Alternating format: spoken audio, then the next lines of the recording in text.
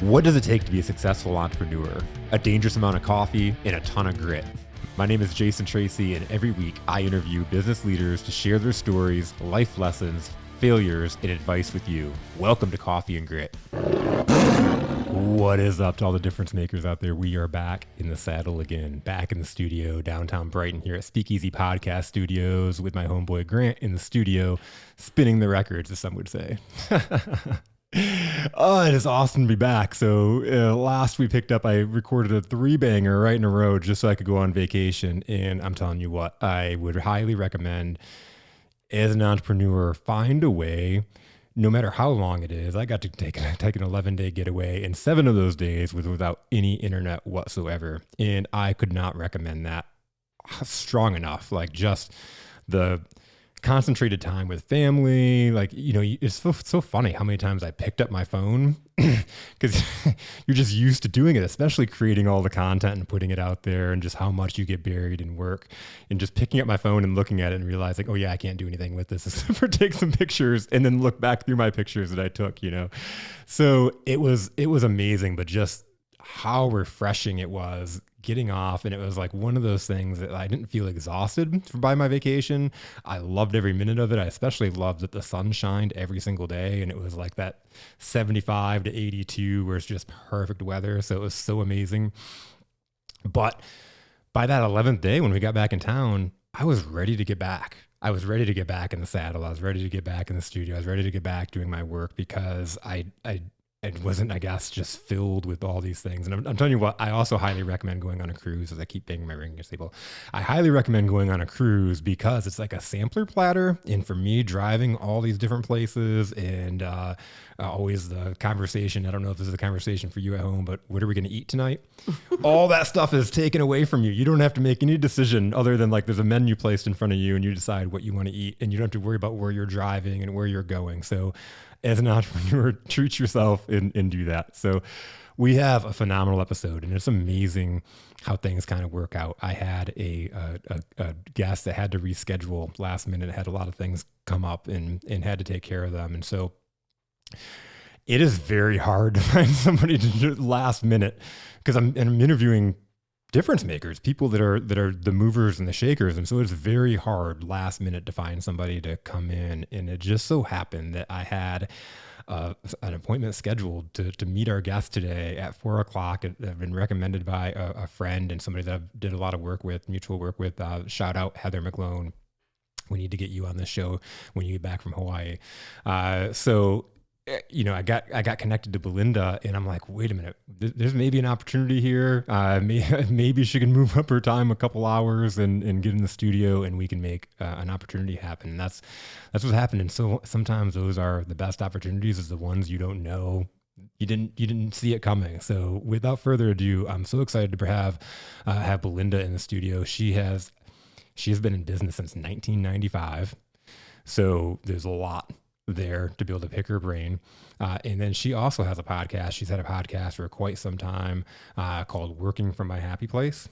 Work from your happy Work place. from your happy place. And so I'm super excited to dig into that. And I also know she's working on something that's really exciting. So if we're going to dig into that too. So Belinda, welcome to Coffee and Grit. Thank you so much. I'm so excited to be here, and I'm so glad it worked out. It's fabulous. It's fabulous how it that is. There's one that's like, this might be a long shot. And you're like, I might be able to make it work. And we just adjusted the time a little bit. And absolutely. That's so awesome. So tell me, how did you get started in business? It's been, you know, it's amazing to see people, because I talk about all the time, it's like 80% of people are out of business within the first 5 years. So to see someone that's been able to have the longevity, I'm super excited. How did you get started? So I actually, 16 years before I started my business, I was in sales. So I just started out doing sales, kind of on the side. I actually also was a professional drummer back in early days. So I was gigging, I was playing with a band, and then I was working as a sales rep on the side. And then I started becoming more serious about sales. After I started my family and I had my daughter, then my son, I was like, okay, gigging is becoming much harder. Yeah. And so I'm just going to focus on having a sales career. And I was very good at it. Like it came very natural to me. I think I had very natural sales abilities since I was very young, like 11. I had like one of the most successful paper routes as a 12-year-old that anybody had. And so it just comes really natural for me. And then I learned how to hone those skills. So after doing that for 16 years and being successful, periodically I would be asked to speak, like, oh, can you share? Like we'd have a conference or meetings and can you share your best tips, or how are you selling this? How are you doing so well? And so I was doing that a lot. And I was encouraged by a couple other pretty big motivational speakers who happened to see me in that position and said, you're a natural at speaking and you should be out doing this as a living. And I thought, wow. And one of them told me that. She was a really big national speaker from the Los Angeles area.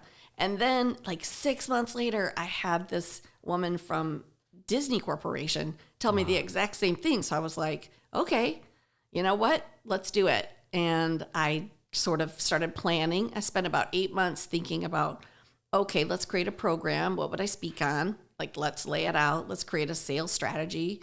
And then I just said, okay, I'm going to do it.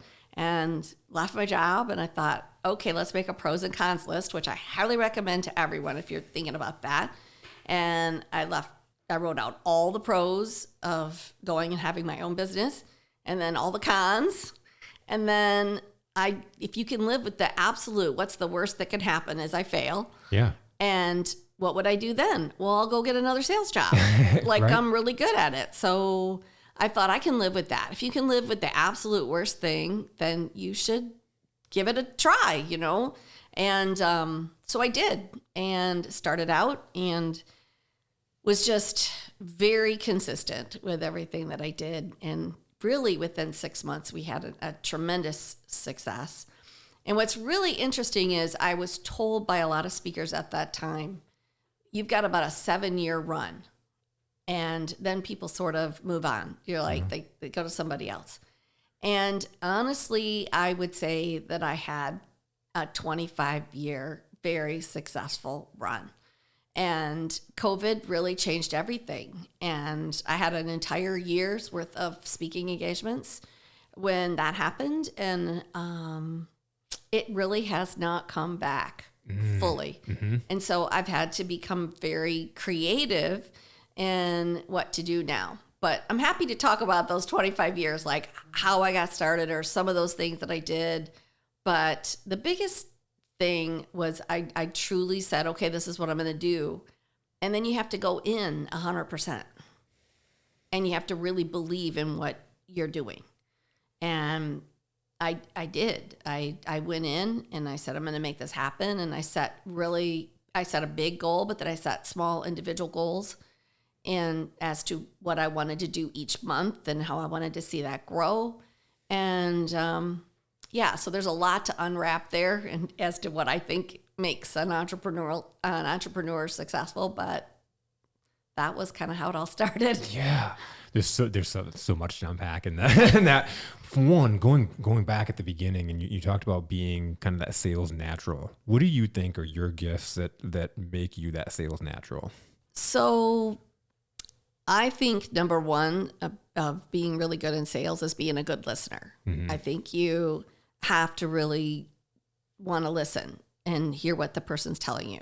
The second thing is I think you really have to care about the individual. So I'll go back to even being 12, which I didn't know anything really other than what I was doing.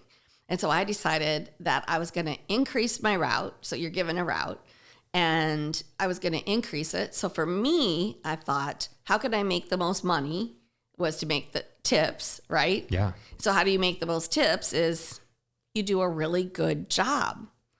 And the second thing is you have to get more subscribers. And so I figured that out at 12. And so I just took really good care of my customers. And I learned that really really early on. Like if you're really kind, if you act really interested, if you have conversations with them every day. It wasn't just like delivering a paper. It was like, how are you today? And asking them questions about their family or their garden or whatever that might be. If people feel that you're truly invested in them, then they want to know what you have to offer. And the biggest thing is in sales, this is like I teach these 10 sales strategies, but one of them, and the biggest one at the end, is if you do a really good job, people will refer you to others. They do it naturally, actually. And so I would ask them, like, oh, I hope that you're really happy. And of course, I knew they were because my tips were just getting bigger all the time and they were consistent. And then I would say, if you know of anybody that would like to receive the paper. And so I just started getting regular referrals from my current customers. And that basis is what I took with me throughout everything I've done, to be honest. Like those are some simple, basic skills. And I tried to break that down for people because if you can learn that at 12, you can then carry that and learn it and carry and finesse it and make it better and as I went along. And so it's really listening to what the customer wants, not what you want to sell. Yeah. And then it's learning to find the need instead of descriptive selling, which is what a lot of people do. They describe the product instead of saying, let me tell you what the product will do for you. Yeah. Let me show you how this is going to help you. Your pain point is this. Oh my gosh, I've got the perfect, solution. And so I've just really honed those skills and made them better and then learned to teach them to others as the years have progressed. It's amazing because that's a loaded question. I didn't know what her answer was going to be. It's one of those things I could have figured you're probably that more heart-centered person and you do sales the right way because you're connected to me by Heather and thinking about she's like, oh, you got to meet Jason. And there's probably a reason why we're connected. And I believe that sales is so easy. We make it so hard. And I love how you said, I was a 12-year-old. A 12-year-old can do it. And it was so simple and it was so basic. But often we make it so hard. And I got into doing what I was doing because I watched so many people and companies making sales so difficult that they're relying on the promotion or they're relying on price or they're being shady and doing unethical things. And it's all this fear-based stuff. And if we just realize all it is listening to people, solving their problems, giving them great service, and oh my God, you're getting referrals, you're getting to higher tips, you're getting you're growing a business at 12 years old. Yeah. So just a little side note to that. So when I applied for that at 12, they only had paper boys. Oh. And I literally had to go and get a petition of a neighborhood that said they would be okay with a girl. I just got chills. Wow. That's wow. You had to petition to be able to get a job. Doing a paper route. But another interesting note is I've interviewed so many entrepreneurs on my podcast, and a lot of them will say, my first experience with sales was a paper route. And I just think that that's a funny thing that a lot of us have in common. Yeah. My first sales job was a paper route. Isn't my first that job funny? Period. Yeah. Yeah. It's pretty crazy. Now, kids these days will never know. Never know what that is. What is a paper route? Absolutely. Yeah, it's this thing where you had to literally go and it's a business. You had to grow your business. Yeah. And you're an entrepreneur. Yeah. Yeah. Yeah. That is pretty cool. Thinking about that back in the day of, that there was that thing that you could do and kind of grow your own business. Yeah, absolutely. So the other question I had is you were talking about the COVID and the pandemic killing the speaking business. I'm really interested and excited to know how you pivoted or, I hate that word. The word got overused during the time, but it sure did. How did you change? Oh, so I had the podcast. I had already started producing a planner, like a sales planner. And I had done that for 3 years. And it was every year it was growing over the next. And it was a successful, just sort of side part of my business. And what happened was when that happened, and we literally lost an entire year's worth of business, and that was, I had 6 employees. That was my speaking part of my business was probably 65% of the income. And so we said, okay, what's the one thing we can ramp up right now? Like right now. And that was that planner. And so a lot of people had been asking for like other additional materials. And so we literally, it was March when that happened, and every print ready files need to be to the printer by like May 7th. So I literally had from like March 17th to May 7th we developed a gratitude journal, a leader guide, like notepads, bookmarks. We just like completely made it really robust. And I had to create all that like within 6 weeks and develop it all. And it was working really, really hard. So that was one thing. We had really been looking at doing a gratitude journal for probably a year or so, just from doing research and seeing the benefits of it.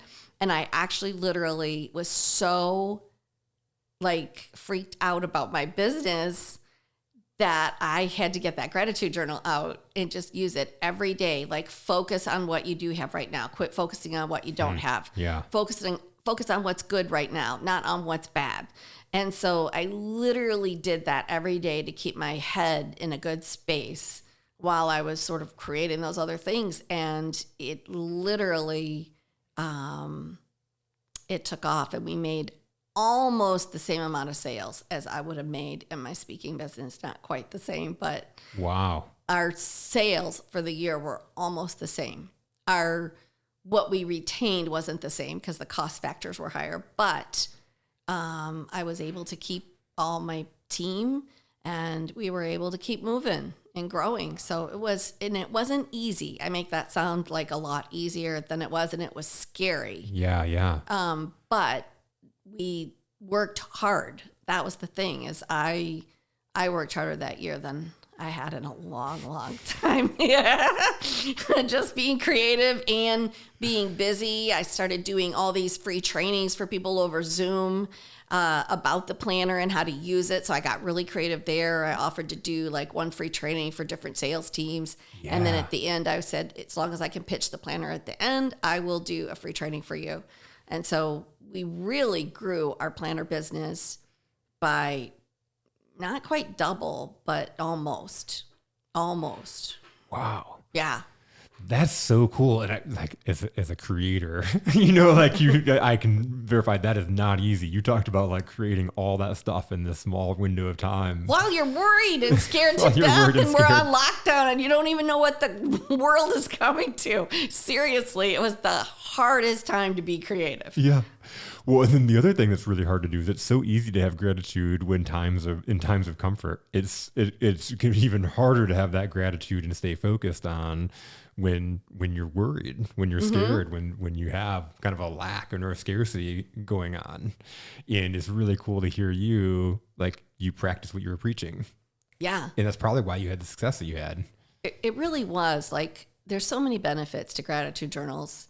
And I want to say that I'm a real solid sales strategist, right? Yeah. So a lot of the sort of fluffier side or the soft skills, like, I'm like, yeah, okay, whatever. And so to really live it every day, but I had already been doing my research. And for me, one of those is people that use gratitude journals have a 40% greater chance of achieving their goals. They have an abundancy mindset versus a scarcity mindset. They actually generally have a more positive attitude and healthier relationships with others. And there's actually lots of research now showing doctors are using gratitude journals in treatment protocols because they're seeing that their patients have a quicker recovery time with the ones that use it. So, I mean, there's so many benefits. It's like, why wouldn't you just pause every day and say, gosh, look what I have? I think too many people focus on what they don't have. I'm horrible at remembering stats, but I know that there's a stat out there that talks about the I think it's like 80% of our thoughts are negative. 80% of the thoughts are like a lack or what we're not, what we don't have. Yeah. And so you have to purposefully program your mind to think about the good things. Yeah. And what you do have. and what's around you. And when you start focusing on them, it was really interesting. I had one woman write me and say, I was really worried because my husband and I were, our kids are grown now. We don't usually have lots of conversations. Suddenly now we're both stuck at home and his work is from home. And I was really worried, like, what's going to happen to us? And she said, I started using that gratitude journal every day. And honest to goodness, our relationship got better. Oh, yeah. It actually grew. And I just thought that was so awesome as just a benefit to come out of that. Like, gosh. And research does show that, but it was just cool to see one of your customers say to you, I was really worried about this, and it turned out to be so amazing.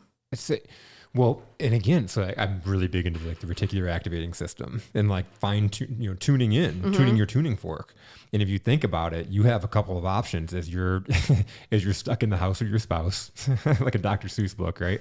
You're stuck in the house with your spouse, and you can sit in all those little things can start agitating you.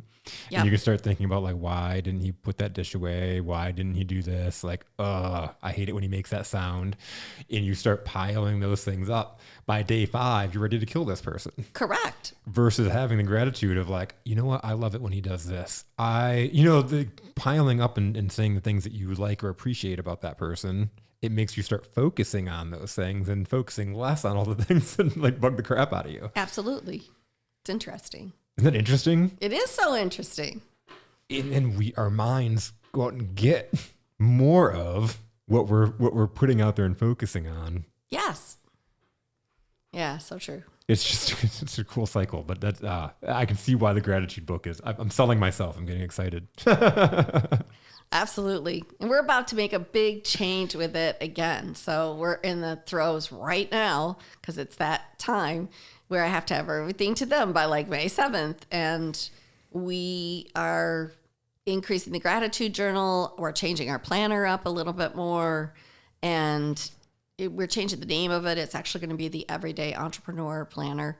Ooh. And it is going to be, there's so many people now that have small businesses and are doing side hustles. And there's just so much that we were like, okay, we really need to make this a little bit more robust.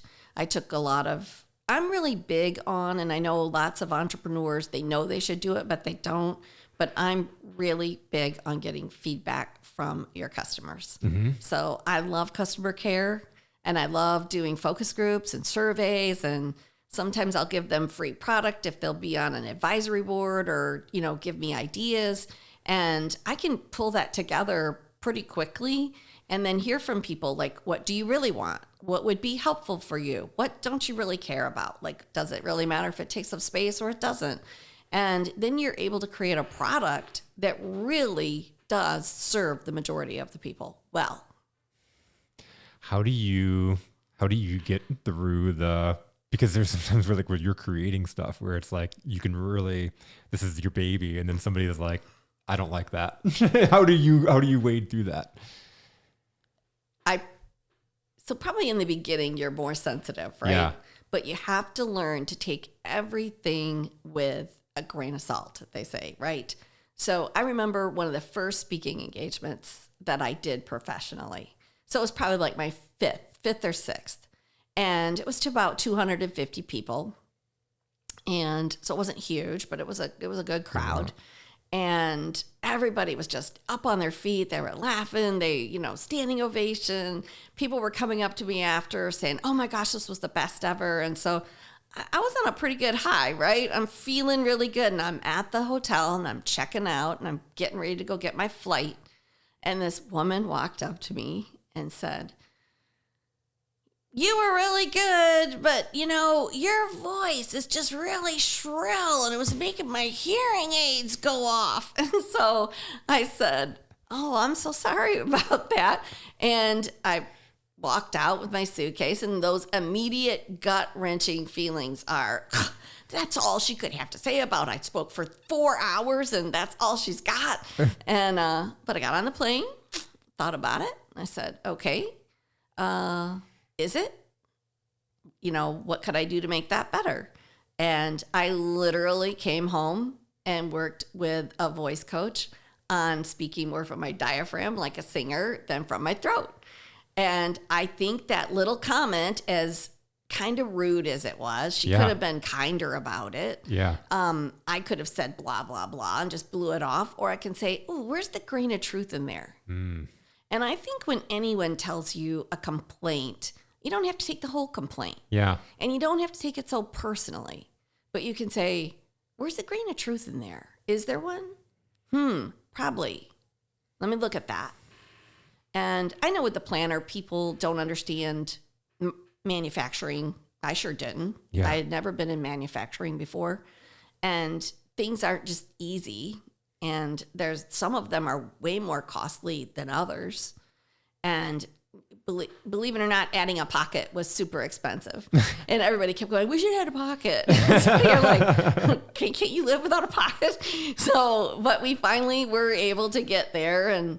But this one woman recently said, I would like it to do this. I'd like it to start here. I'd like it to have this. It was like this whole list. And there's no way on the page size. And I just looked at her and I said, those are all interesting additions. I would love it if you could give me some ideas on how you think that would fit on this page. Because I thought, if she's got it, like, share it. Of course, she didn't. But it made me go back. Now, this is funny. And I reconfigured the way that the times were and reconfigured it. And I actually am blown away by the extra space that we were able to get that I didn't really think was there by reconfiguring the page. And she really is the one that made me do that. I love how you said you don't have to take the whole complaint. You don't have to take how it was delivered or anything else, but where is that sense of truth and where do you have the opportunity to improve and get better? Yep. And if you just say that, if you just can take that and own it and then just say, this doesn't affect me. They're not saying I don't like you. I think when people hear criticism, they take it as very personal that, are you saying you don't like me? You don't like what I do? You don't like what I produce? No, they're saying something very specific. And is there truth in that? Or how could you improve on that one thing? I feel like right now, like people are really struggling through COVID also, like getting back to work. Mm-hmm. And so when I talk to a lot of entrepreneurs, they're like, I just feel paralyzed and I know what I need to do and I can't seem to force myself to be able to do it. And so I'm like, okay, we'll just do one thing. Like, let's find the one thing you can do. And I think overall, and it's kind of like that with criticism too, people carry around with them an all or nothing mentality almost all the time, whether they realize it or not. Mm-hmm. So the entrepreneurs are like, I just don't want to get back into the rat race I was in or get on the hamster wheel that I was on before, the roller coaster. It's like, then don't. But like, you got to do something. You can't do nothing.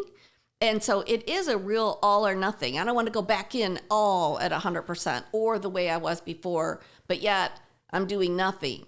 And there never is all or nothing. There's always something. Yeah. And I think that's where people get really hung up. Really hung up. And I've had a lot of clients that will they've read a lot of books. They know a lot of answers. When we're talking back and forth, that nothing surprises them when we're talking about. But then it's the actual going and doing one, and then they read more books. And it almost becomes paralyzing because they get conflicting information and they haven't went and done any of it. Correct. You just got to move. You just got to move. You just got to take action. It is daily action steps. Like that is one of the keys to being a successful entrepreneur is what are your daily action steps? And is any of those action steps moving you one step closer to your goal? Because we create busy work for ourselves. Busy work isn't the same as being productive. Yeah. And so people trick themselves by saying, oh, I was really busy today. Yeah. But in reality, how productive were you today? Did what you do move you one step closer to your goal? And so sometimes I have to do that for myself too. I stop and say, okay, is this a priority? Is it moving me closer to where I need to end up? Or isn't it? Like I had a meeting with my team today and the team is great. They're fantastic, except we're in crunch time now. Mm-hmm. Everything's got to be done by May 7th. And so it's like, okay, guys, we're at the 30 day window, pretty much, very close to it, just under. And so now we have to be very specific about where we're going to spend our time. And can that wait, or does it take priority over this? And so today we spent our entire staff meeting before I came here really sitting and talking about the projects on everybody's plate, and did they serve our goal between now and May 7th? Mm-hmm. And what things can be moved and what things can be brought up to the surface. Yeah. Putting that priority and again, moving the most important things forward. Yeah. Because we spend time being in sales, it made me giggle because I've spent so much time in sales leadership with people that like they'll go clean the bathroom before making a sales call, doing the things, but they feel so busy and accomplished. They'll go and fill their day with the little things, and they were busy the whole day, but they avoided the thing that was going to move their paycheck, their goal, the furthest. Absolutely. I see it all the time. Yeah, I figured you could probably relate to that with the sales piece. I don't allow, or I teach people, don't put any more than 10 items on your list because you're probably never going to get to them. And if you only give yourself 10 spaces, then you will start to put things on there that matter. Mm. Yeah. And that's one way to do it. And then if it's more of a part-time business for you or a side hustle for you, then you really got to narrow that down to 5. What's the top 5 today? One of the things that I started doing in the fall, and I've really been teaching people, listening to people saying they're really sort of paralyzed to get moving is, and that's really how you and I ended up connecting, is I made this sort of pact with myself. Like, you are right. I like to say, okay, I did this for 30 days and this was my result. Yeah. Or I did this and here's how it worked. And so I had been sort of teaching it in the fall, but I hadn't committed 100%. So I was like, okay, starting January, I'm going to make 3 connect calls a day. And one's going to be a brand new person that I've never met. One's going to be connecting with someone I haven't chatted with in a really long time. And then one of them's going to be my customers. And we're just going to touch base. And I'm going to meet new people. Yeah. And I'm going to reconnect. And I'm going to set out 3 appointments, like 3 people I set out a day. And then from that is, how it works. It's like, oh, okay, well, here's my Calendly link. Then you get something scheduled. And the next thing you know, you're like connecting with about 3 people a day. Yeah. And my business has been crazy and it's been exciting. And I've met a lot of really awesome new people. And here I am today, simply because of a connect call. Simply because of a connect call. It's so crazy. It's so crazy. So you think about, will you get more results if you sit down as a salesperson and make 50 phone calls or you outreach to 50 people? Yeah. But it can be as simple as that 3 rule, that 1-1-1, a new person, a customer, and an acquaintance or a friend that you haven't talked to in a long time. Right. And if they are in sales and they are doing this, then they should really break it down and say, I need a new customer. I need to reconnect with somebody that hasn't ordered in a long time, right? And like, gosh, let me go back in my, either your books or your resources or whatever you have, your files, and say, I haven't talked to them, or they haven't ordered in 2 years. So reconnect. Hey, how are you doing? How's your family? And then a current customer as to, are you happy? Like, what else can we do for you? Is there something else that we can provide? Maybe adding something else that you deliver. So those are 3 good ways to look at your business. I need a new lead, and I should reconnect with an old client that I haven't really chatted with in a while. Yeah. And then how can I serve my customers today? Like, can I just check in on them? But if you're doing that 5 days, you have 15, 45. Yeah, sorry. Did I do that math wrong? It's 15 leads. 15, yeah. Yeah. Yeah. Yeah, and they're high quality people. And you're just like, I do this a little bit less structured, but if I think about somebody a couple times, I'll message them because there's some kind of poll or sign. And usually when I just shoot a message like, hey, just thought about you, I will get back a lot of times. Oh my God, I was thinking about you too. Oh, absolutely. Isn't that cool? The world works like that. I love how that works. So yeah, it's just that forward, that taking that action, and it doesn't have to be, that all or nothing. I've got to make these 20 calls or else. No, you can chunk it down to even much smaller than that. Just taking the action. Yes. And then look you're here. Yeah. Like who knows what happens out of this? Who knows? It's cool. Yeah. Yeah. And it's really cool too when you have cool people like Heather that connect you. And, Heather's connected me to so many really awesome people. So it's one of those things of, high quality people. Well, it's so funny because I had a woman reach out to me on LinkedIn and said, hey, will you be on she does these little 6-minute interviews on LinkedIn. Yeah. And I thought, why not? I'm, promoting this new box. I said, okay. And so she does it with 2 people at a time. So 6 minutes, because I guess LinkedIn is 12 minutes.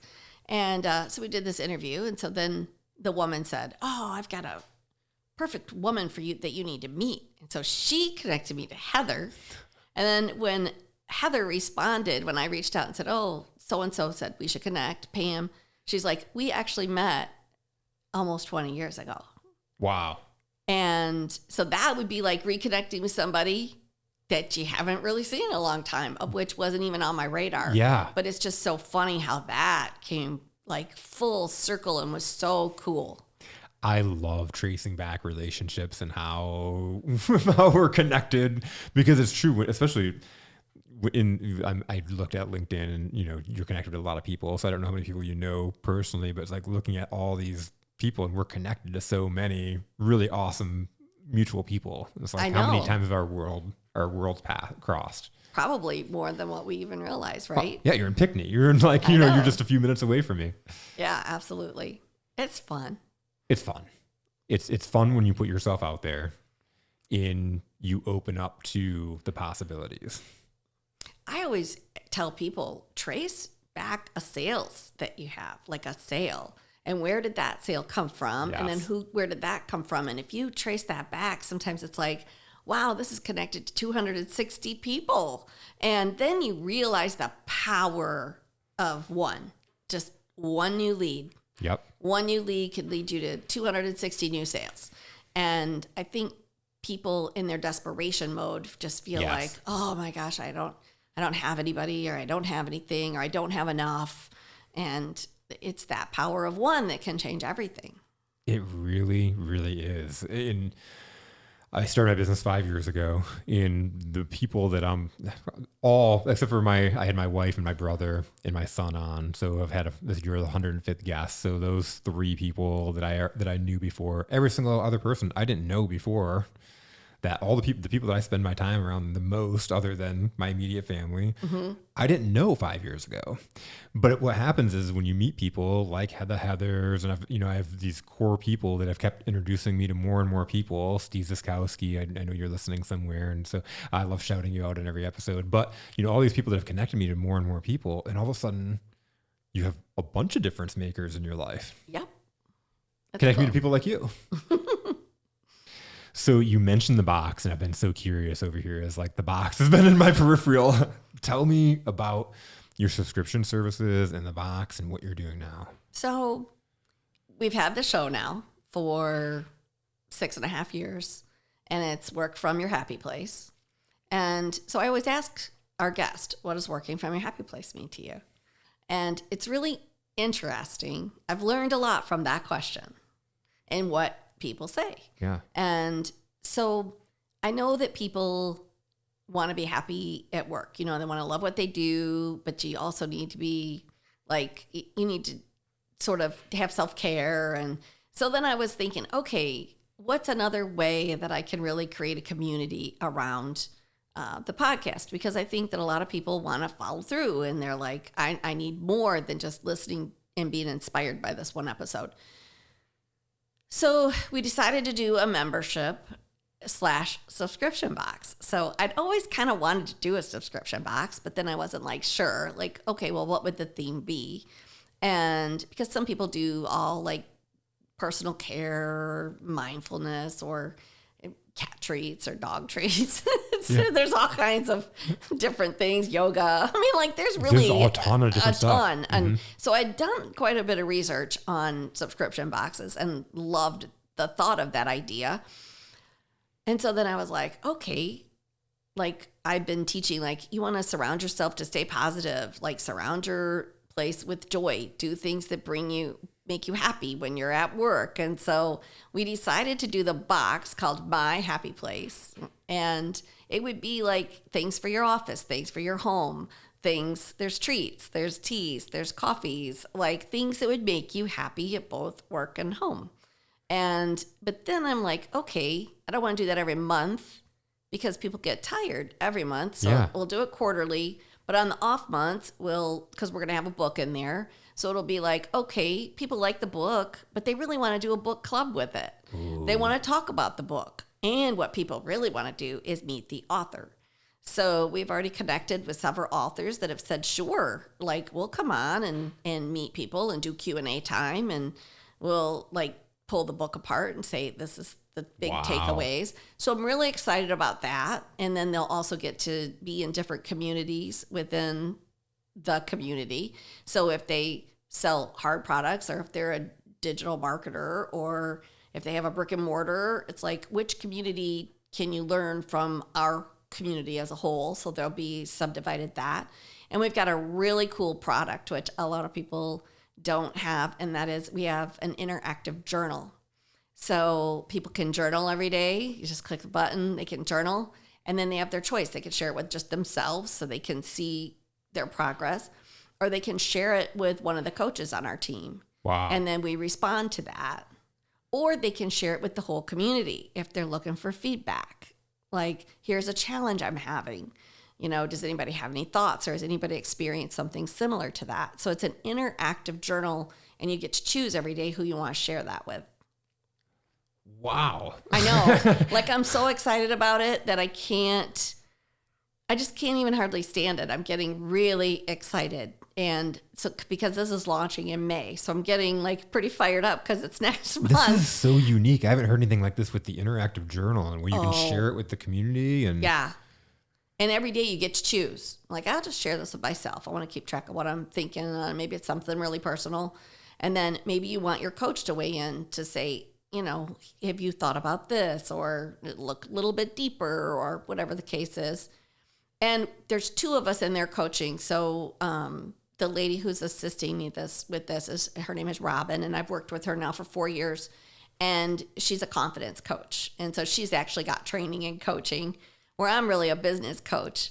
But, you know, you can journal about either one. So whatever, and either one of us will weigh in and sort of be helpful in that. And then I have a third lady that she said, if you guys get too busy, and she's a certified coach as well, I'll help out with that. So it was like, yay.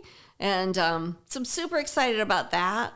And then they'll have Q&A time with us. So if they have once a month. So if they really have questions about either social media or marketing or sales or just personal development, like, we'll be able to do that. So they'll have that every month, but then once a quarter, you get this awesome box of fun. So I think because of everything I've looked of why people, what they like about a membership and what they don't, what do they like about a subscription box and what they don't, I've done tons of research on that. So I think we're going to do a really good combination of making people feel like it's worth it all the way across the board.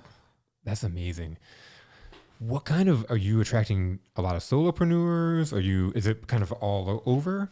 What kind of people are you attracting to this? Well, I say it's predominantly female, although I'm being very mindful of some things in the box to not try to make them all female, like, specific, but it is more females are more into the subscription boxes. But we're not making the items just, you know, gender specific. Like, I'm trying to be very careful of that. And then any gender will want to learn with the community. So, but we are seeing a stronger female connection there. And then it's predominantly people that are either just starting their business that just really want some help, or people that have been doing it now 2 or 3 years and are just stuck in the exact same space and are really looking for ideas on how to scale or how to grow. How do I take this thing to the next level? Yeah. And I'm not really sure. Or it could be, how do I really make more money at what I'm doing? Because but the biggest number one thing that I think entrepreneurs do not do is keep track of their numbers. And so they don't know their numbers. And if you don't know your numbers, then you don't really know if you're growing or not, or you don't know what to aim for. What's the next benchmark that we should be aiming for? And also people don't even really know how much money they're making. Like, because if you're not doing any profit and loss, if you haven't figured out, okay, we're spending this much is going out the door. Are there ways that we can make that smaller? You know, is there a way that we could spend less time and be more efficient? Yeah. You know, so that comes in sort of the operation side of it. And a lot of people are stuck in that space. So we're going to be very helpful to people in that area as well. There's so much as an entrepreneur that you don't even think about. And I always say you get into it, especially starting out, you have a purpose, a passion, an expertise, and then you get there. And I work with those people that sales is not one of them. You know, like I talked about the coaches and consultants to you earlier on the phone that got there, you know, they've had a lot of success, but then trying to sell themselves now is a completely different animal. Or you talk about some of these other things that you just wouldn't know unless you've been through it or you've walked through it or you experienced it. So what a value to be able to have someone like yourself in there coaching or to have that access to the community and to yourself. I think so. I mean, I've been doing this now, you know, nearly 30 years and then was in sales for, you know, another 15 years prior to that. So, and I've worked from my home that entire time too. So that is also different. And I've had a staff. So now predominantly my staff is virtual, but that wasn't always the case. I had 5 women or 6 women that showed up at my house every day. Wow. And we had space for them and at our place, at our house. And so it's been interesting. It's actually been kind of hard since COVID. Like I kind of feel lonely sometimes, right? But anyway, now everybody's virtual and we do Zoom meetings. And nice. Now you talked about you had a meeting today. Did you guys meet physically or was that over Zoom? It was over Zoom. Zoom, yeah. Yeah, they're in St. Louis, Washington State, Alabama. Yeah. They're just, I've actually got 2 in Washington, which is funny. And then 1 in Alabama and 1 in Kansas. And then another 1 in Ohio. So they're just really spread out. They are. And that's the cool thing. Did you use Zoom or anything? Did you use Zoom Yeah. before COVID? I did. Yeah, So that me wasn't too. a Yeah. huge learning curve or anything. Yeah, I feel like it got worse for some reason. I feel like Zoom was easier to connect and there was no glitches beforehand, and now all of a sudden there's more. I don't know what it is, but I think there was a lot more traffic. yeah. But I spent a good amount of time teaching Zoom etiquette, believe it or not, because people were crazy. They were. And it was like, oh my gosh. And going live, it's like how to be camera confident, you know what I mean? And not do the silly things that people do and they don't even realize they're doing it. So we actually taught a whole class on that because all of a sudden everybody was on camera that was never on camera. Yes. Yeah. And you keep bringing up, I think, is like the recurring theme. And I think another thing that probably made you good at sales and obviously is showing through with your skills through entrepreneurship is you're a problem solver. Yes. You see the problem. You know, you see a problem with all of a sudden all these people have to get on camera now. And you see that kind of opportunity to help people. Yeah. Help people to get their cat off the screen. Quit swinging in your chair. Quit playing with your hair. The list goes on. So it's, and please, I don't know why. I do not know why, because they thought they could, but why it became a thing of I can go to work with no pants on. I do not know where anybody thought that was a good idea. There would be daily Facebook posts of like, oh my God, the lady at work today had no pants on and she stood up and like, it was like it happened so many times. It happened all the time. And people would forget and they go, excuse me a minute, I'm going to go use the restroom. I'll be back. And then they forget they got no pants on. And then everybody gets to watch them walk away to the bathroom. And you're like, oh, lady, like, or they didn't turn the sound off so you can hear them. Oh my gosh, there was that too. Like there's so much. It was so much. And it was actually comical, like there for a while. And then I'm like, I got to help these people. But I knew where you were going with the whole pants thing. You're like, I don't know why. Why? I still don't know why that people thought, oh, wow, I'm at home and I don't have to wear pants. Like I never once in all the years that I've worked in my home thought, I think I'm going to show up for work today with no pants on. Like never in 30 years. I don't know why suddenly people thought this was a thing. I had to, when I first, 5 years ago, started working from home, and it was like in the beginning, I would like get up and I'd be in like sweatpants or whatever, and I realized I have to get dressed. Like if I don't get dressed and kind of go on with my day, like I was showing up at the office, it's like I'm at home in my pajamas, like it's just a mental thing there for me. So I couldn't show up with no pants on. Well, there is a mindset to it. Yeah. And it is, okay, I'm prepared for my day. And for me, this is just one of my little tricks. So I usually get really nicely dressed from the waist up, and then I'll have my workout pants on. So because then I'm more likely at the end of the day to go change my top and go work out.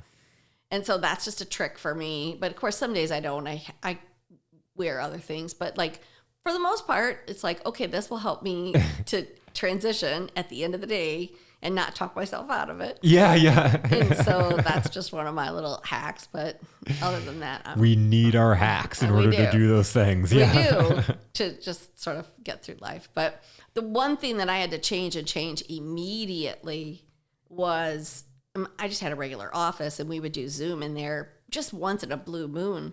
But now that I was doing them every day and teaching and doing sort of speaking engagements via Zoom, I had to up my game. So lights, green screen, better camera, better microphone, everything had to be changed. And so in your husband is got the studio engineer part held down for you, right? Yes. It's funny that we used 3 different green screens before we actually got it right. Because I thought, I just need a pop-up one. But the one that pulls down, we have it hanging from the ceiling, and it's attached to the ceiling. Oh, wow. And it comes down like a shade. So I can literally get rid of it and have just a regular office, and then pull it down and have my green screen. And that's my favorite. That's amazing. Yeah, it took 3 to get there. That's a nice customization, though, to be able to have it come down from the ceiling. I love it so much. Oh. I do. So we've mentioned the podcast. Tell me more about the podcast, in kind of how it started and what it's about. So I sat there. My husband was the one. You got to have a podcast, Belinda. You got to do a podcast. You got to do a podcast. And I was like, I'm so busy, and I don't want to do this. I don't want to do it. I don't want to do one more thing. So then I thought, okay, if I'm going to do it, I didn't really want to do it on sales. Everything I'd ever done was on sales. I thought, yeah, that'll come in and I'll have that expertise, but I want to do something different. And so I really thought about the happiness piece of it. And at that time, there was a lot of research that was going on, and I had gone to this women's workshop on happiness. It was for business women in Washtenaw County. And I had been at an all-day event, and so then I was like, this is a big movement, creating more happiness for yourself. And just because do success and happiness equate, and where's the line, right? Mm-hmm. And so I thought, okay, I really am into this right now, and I'm kind of doing this research. So people need to love what they do, because if you love what you do, then it doesn't feel like work, right? Yeah. And so I thought, okay, that's what I'm going to call it. Work from your happy place. And we started out doing 2 shows a week, and they were both business entrepreneurs. So it was people that had a business and of some kind, either a brick and mortar or online, or they were a coach or whatever. And then it started to just kind of evolve to where I did start having a lot of authors, because a lot of people want to promote their book, and I like featuring authors on the show. Mm-hmm. And then I like doing people that actually have a product that they've invented or created, and now they're selling it, and that makes me excited. But then it was one day, it was just like a fluke, because periodically I would have people apply to be on the show, and they would be an artist. And so maybe over those 3 years, I had maybe 12 total. But it happened to be one day, because I batched my shows, and they were all artists. on the same day, which was a very unusual and unique experience. Yeah. And it was like an epiphany. It was like, oh my gosh. So I had been sort of teaching a little bit about the left brain, right brain, the creative side versus the analytical side. But when they were all on at one time, it was so clear. It's wow, their wheelhouse is the creativity. Mm-hmm. It is building their fan base, taking care of their customers, engagement. Like, that's their strengths. And then they were like, yeah, I'm not very good at all the, like, even billing my clients or knowing where the money is. And sometimes getting other gigs. I'm not always great about that. But some of them, then, of course, they get big enough that they have managers, and then that helps. But they lack those business skills. And then the business people are like, oh, yeah, I don't have time to be on Facebook and all this other stuff. And I'm not on social media, almost like it's a disease or something. And the truth of it is they're not connecting with their customers. They're not creating a fan base. You can have the greatest product in the whole wide world. And if no one knows about it, doesn't matter. Yeah. Right. And so I thought, gosh, if I do one a week, they actually can learn from each other. Oh my God, yeah. Which will be super cool. These soft skills and then these, the harder skills. And that's worked out really, really good. And it's been super fun. And I have a background, of course, in the arts. Yeah. And so does my husband. And then my daughter has been acting since she was like 5. So, and she's now a freshman in college, and that's what she's going to school for. And so it's been a big part of our lives for a long, long time. And so that just makes it cool, right? Well, it's funny because before we started the show, you were talking about the podcast and you brought these artists on. And then at the very beginning, you talked about I was a drummer. And I'm like, oh, I tied it together really quickly that makes all the sense in the world that you're in that artist creative. And then you're also got this entrepreneur piece. So you're marrying really your two strengths in bringing on these two different people and bringing them together. Yes. And it's fun. And then I had a lot of people reaching out to me saying, wow, you bring such great advice in between, like when you're talking to the guest. And it would be really great just to get business tips from you. So we just started, they're usually like 10 minutes, and they're Tuesday tips. And they're just sort of, sometimes they're life hacks, sometimes they're business hacks, sometimes they're just pieces of advice. And so that's fun. We do those on Tuesdays. So it's busy. We kind of tiptoed across this throughout the whole conversation, but how much do you see in sales advice or sales, business, and life? How much do those intersect? Interesting. I would have said to you 10 or 15 years ago that they're very sort of separated. Yeah. And that's been the movement. And then that's been the other piece recently that we've really had on the show, is because there's people out there that are CEOs or, they have a big company with a lot of employees. And so there's a big movement now to create a culture of where people feel valued and they're happy at work. And people after COVID are like, I'm not going to work in a job that I hate anymore. Yep. And so now there's a big movement, this culture movement. And so now we're having a lot of those folks on the show as well. So not only are people working from their happy place, but these are individuals that are creating a space for people to work from the happy place, because not everybody wants to be an entrepreneur or work for themselves. Yep. Some people are quite happy to get up and go to work, but they still want to be seen, heard, valued, appreciated, and know that they're making a contribution. Yeah. And that is a happy place for them. And so if they're not treated as such, it doesn't feel that way. And so we've had a lot of sort of the culture CEOs of culture and creation on our show, and it's been fun. It's actually been very enlightening, and I think that's been good. And so that's sort of how the show's been evolving. But I think today we've actually quit using the word work-life balance, but it's a work-life blend. Yeah. And it's interesting because, as I said, people will say sort of these 6 different things. And the first one always is loving what you do, so it doesn't feel like work, right? And what I've realized over the 6 years is it evolves. And so they're layered on top of each other. And so the first one always is, well, I love what I do. And then the second answer, but this is what some people give as their first answer, right? Because that's where they are in the journey. Mm-hmm. And they'll say, it means freedom to me. Mm. And freedom is, there's two different freedoms. It's freedom to work from where I want. Mm-hmm. Like, so I could laptop lifestyle, right? Pick up my laptop and go. I can work from an RV and travel across the country. Or freedom is like, I can stop work and then walk my kids to school or pick them up or go to the school, volunteer at the school for the afternoon for the school party or play or whatever.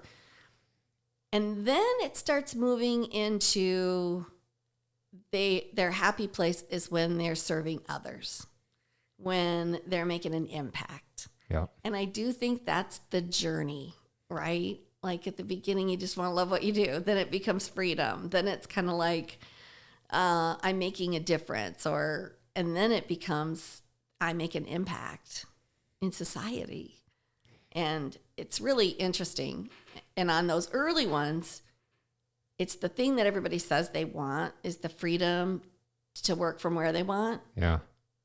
But that's also their Achilles heel. It's like, but you got to work. But you got to work. And then it's like, I want to have a free schedule. Okay, but you got to schedule.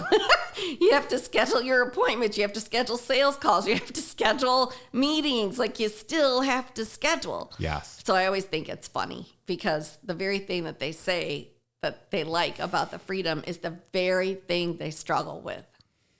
It can be a struggle. You described my perfect workplace as those combination of those things, making that impact, being able to have the flexibility to go coach my son's basketball team or, get off from work whenever, schedule my time when I'm available. Right. And I can't remember the other one now off the top of my head, but it is when you love what you do, it's remembering that you do have to work. There are some things you're going to have to do that is not what you love to do, but you have to remember it's moving the ball forward so you can continue doing what you love to do so you can stay in that happy place. Because a lot of people take their eye off the ball and then all of a sudden they're back into a place where they don't have that control anymore and they've got to just go wherever. Yes. And it's crazy, but it's good. Yeah. So... And it all comes down to, those skill sets like discipline and there's lots, but. Linda, I'm so glad that you were able to make it happen today and we were able to sit down and have this conversation. It's been a lot of fun.